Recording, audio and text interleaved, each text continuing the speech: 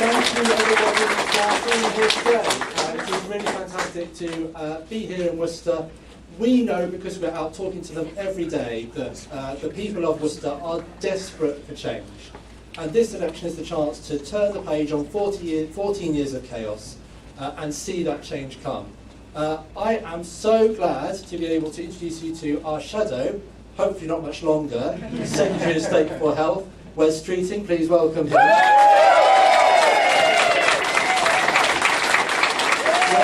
As you've seen this morning, we couldn't have come to a better place than Worcester to kick off your work to renew our NHS and make it fit for the future.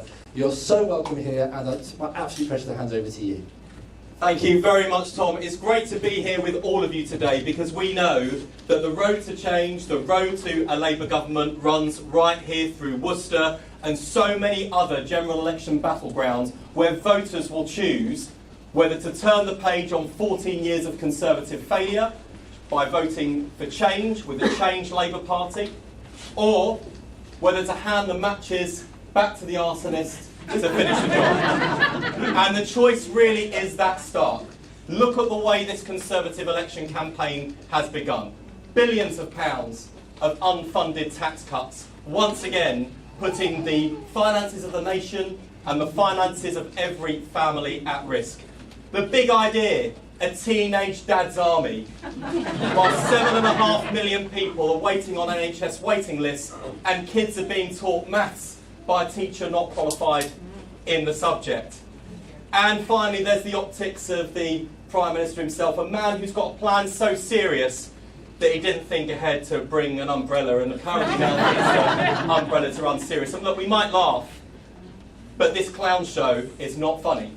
And the damage they've done to our country is serious, and we've got to bring it to an end. And that's what this general election is about, a generational chance to deliver real change from a Change Labour Party, offering a decade of national renewal our country needs. And it starts with 6 first steps, practical steps to deliver the change our country needs. And to make sure that Keir doesn't sack me, I have the 6 first steps here, which you can take to the doorstep. You know, the great thing about this is it's double-sided. It's Wes-proof, and I can tell you that as well as delivering economic stability, the bedrock of every good government and the bedrock of a great nation, we are going to launch our new Border Security Command. We're going to switch on Great British Energy. We're going to recruit 6,500 more teachers. Yes. We're going to crack down on antisocial behaviour with 13,000 more police officers on our streets. And that brings me finally to what we've been talking about today, the 40,000 extra NHS appointments. 40,000.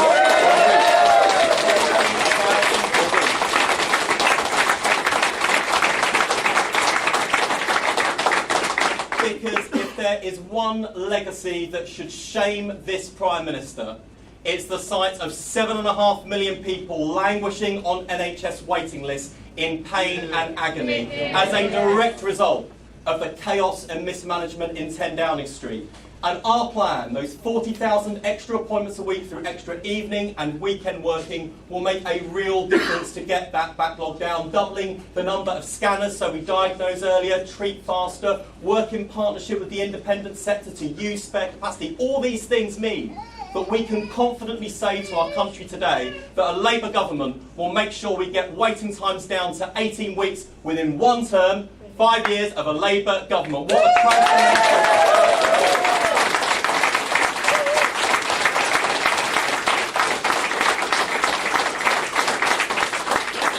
So change is on the ballot paper at this general election. The NHS is on the ballot paper at this general election, and the hope of a better, brighter future is on the ballot paper at this general election. So don't wake up to the nightmare of another Conservative term on Downing Street. Don't wake up to that nightmare. Make sure you choose change. And I'm very proud to introduce someone who I think represents the future of the NHS far more than I do, actually.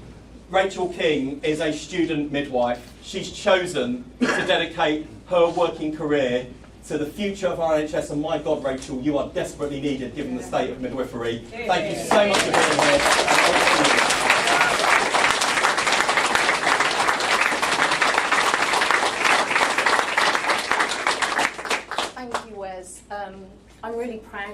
be here today. Wes and Keir were just at my university, the University of Worcester, talking to healthcare students, and I was very impressed. I was very impressed with their passion for the NHS, and I was very impressed with their in-depth knowledge of the workings of the NHS, and I feel really confident and happy and really, really excited about change. I am very proud to be here, like I said, and I would now like to introduce you to someone, Stephen Tyrrell, a Royal Air Force veteran.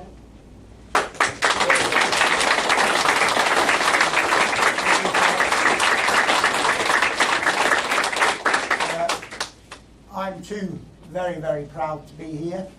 I'm really sick of the promises that have been made to me as a veteran. I joined the Air Force in 1976 as a boy entrant, and through no fault of my own and through an incident in the Royal Air Force, I was put in a wheelchair and I received a spinal injury. I was promised at that point, I'd already signed up for 22 years, my father had done 22 years in the Air Force, so we was a military background, and we was promised that we would be looked after in this country, and that as veterans we would get priority treatment, and I'm not asking for more priority than anybody else, but that's what I was told I would get, and unfortunately it hasn't worked that way. I've waited since December 2020 when I first went to my GP for an operation that I still haven't had. That's how long we're waiting, and we'll get put off and told, you know, you'll see this consultant, you'll see that consultant, but you don't actually get what you need. So I'm here because I believe in the Labour Party, and I believe that change is the only way that veterans like myself is going to get the proper treatment that we deserve. And that's only when the Labour Party changes things in the health service for us, so we can all be proud to say, this is our health service.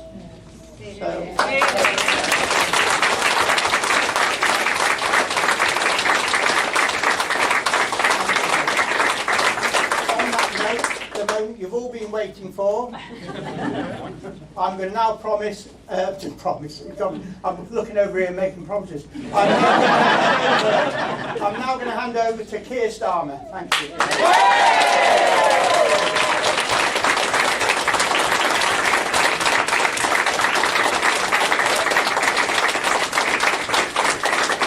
Thank you so much for that. Welcome, Worcester. It's absolutely fantastic to be here. Thank you, Stephen, for sharing your story, because I think it's very important in this campaign that the country hears from the people who are being impacted by 14 years of failure.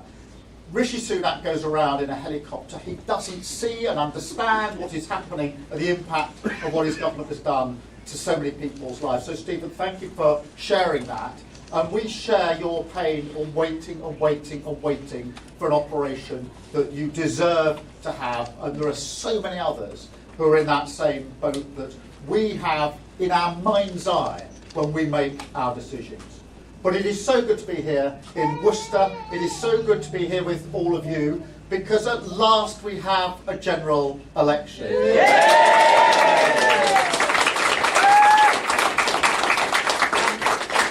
Since that has been called, we have been campaigning positively for the change that we want to see across the country, because we've been waiting for a general election. The country has been waiting for a general election, and it is desperately, desperately needed.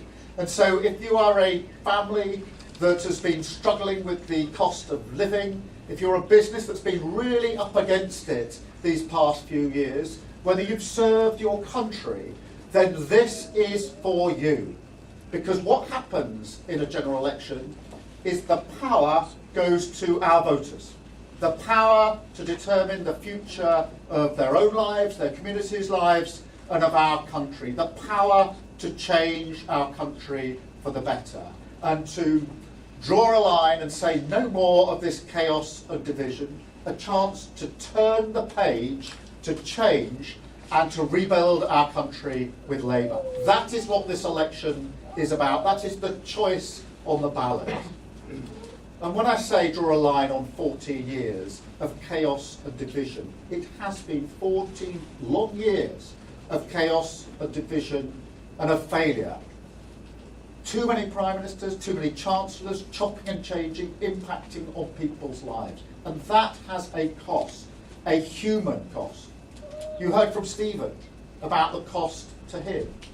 There's cost all over the country. I went to Alderhay Hospital. This is a brilliant children's hospital up in Liverpool. It is the very, very best of our NHS staff. I went to the ward where they do operations on 0 to 2-year-old babies. This is extraordinary.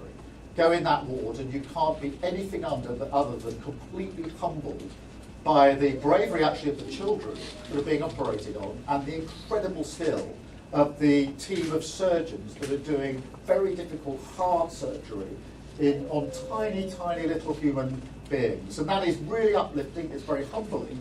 But when I left Alderhay, I was really angry because I found out that more children aged 6 to 10 are being admitted to Alderhay to have their rotten teeth taken out than they are for any other operation. That is the price they are paying for the failure of this government. They're literally having their teeth taken out. And that should anger anybody who cares about our children, the next generation in this country. And of course those brilliant staff having to spend their time using their skills to operate on something which was completely preventable. Another example is in Stafford. I was there on Saturday, actually in the kitchen, with a couple of paramedics actually, and her wife who worked in a jewellery shop. They got 2 children, they bought their house 5 years ago. I went there to have a cup of tea with them. Their mortgage has just run out. They had a fixed rate mortgage for 5 years when they bought their house. They could afford that. It's now run out. They've spent a long time researching the best possible deal that they can get now, and it's hundreds of pounds more a month. Hundreds of pounds more. They don't know what to do. They can't afford it. They're going to have to move. That is the price that they are paying for the damage that the Tories have done to our economy. The real life impact. These are small examples. There are so many other examples across the country of people paying a real price. And I tell you what, when Rishi Sunak says, we've turned a corner, it's all fine, you're all better off. You should go into that kitchen with the 2 people I was with on Saturday morning and say to them that they're better off, because they will give him a pretty blunt answer about the state of the country under him. And I grew up working class. I know what it's like not to be able to pay your bills. My dad worked in a factory, my mum was a nurse, and we couldn't always make ends meet. And what you do in those circumstances, you choose which utility you will lose. So we lost the phone. We decided we'd have the phone cut off because we couldn't afford the bill. That is the sort of decision that so many families across the country are having to take. So we have to have a Labour government to stop this chaos and division. We cannot have another 5 years of this. But here's the good news. You don't have to put up with it. You don't have to put up with it.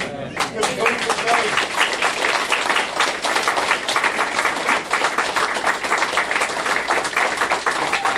This is the chance. This is the change election. This is an election where we can turn the page and start to rebuild our country. It is desperately needed. And we have, with the Labour Party, we have changed it fundamentally so it's unrecognisable from the Labour Party of 5 years ago, and put the Labour Party back in the service of working people. That's been an incredibly important part of the work that we've been doing.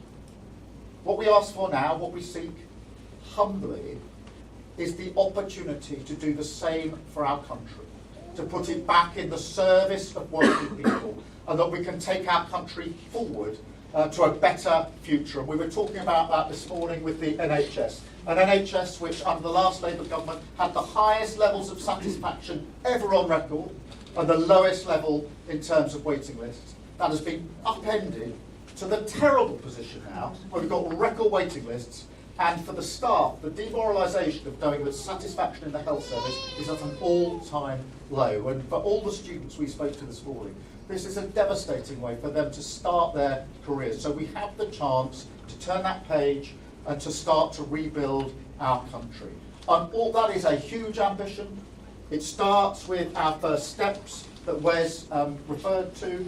You know, all ambition has to start with first steps. You've got to say, we want this change, which is going to make a massive difference in the NHS, not just back on its feet, but fit for the future. What are your first steps in relation to that? The first has to be a stable economy.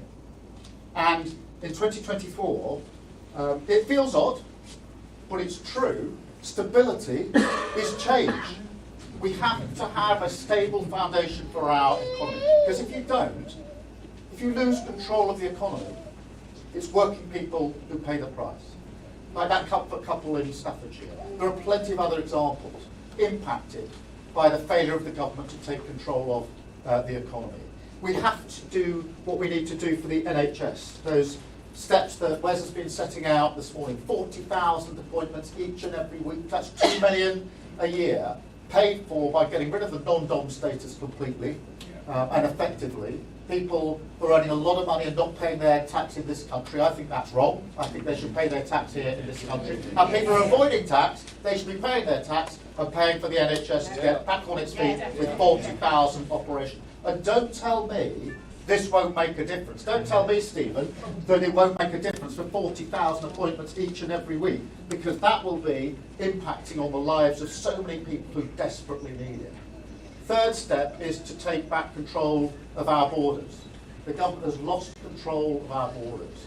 And so we need a security border command that we will set up to smash the vile trade that is putting extremely vulnerable people into boats to go across the channel. Nobody but nobody should be making that journey, and we need to set up the command so that we can actually smash those gangs. And don't tell me it can't be done. Before I did this job, I was chief prosecutor. I worked with other countries to smash terrorist gangs, sophisticated terrorist gangs. I will never accept that the only gang you can't smash is apparently those that are putting people in small boats across the channel. We will also set up Great British Energy. Now look what's happened.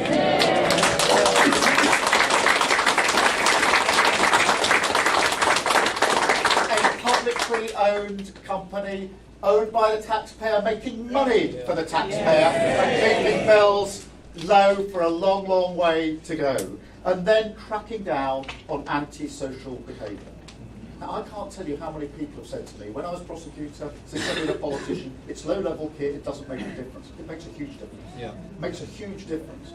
If people don't feel safe in their own street and in their own community, it has a massive impact on their lives. Sometimes it's not wanting to go out after dark, not wanting to open the door. Other times, in Stoke, I talked to some women, probably aged about 17 or 18, who felt that they didn't feel safe going down their own high street in broad daylight. That is the impact that it has. So 13,000 new neighbourhood officers to ensure that we can crack down and give people the lives that they need. And then the sixth step, first step, is 6,500 new teachers in our state secondary schools.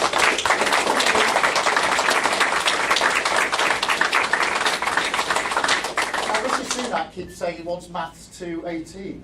What he hasn't clocked is that we don't have enough maths teachers to age 16 in our state secondary schools. That's appalling.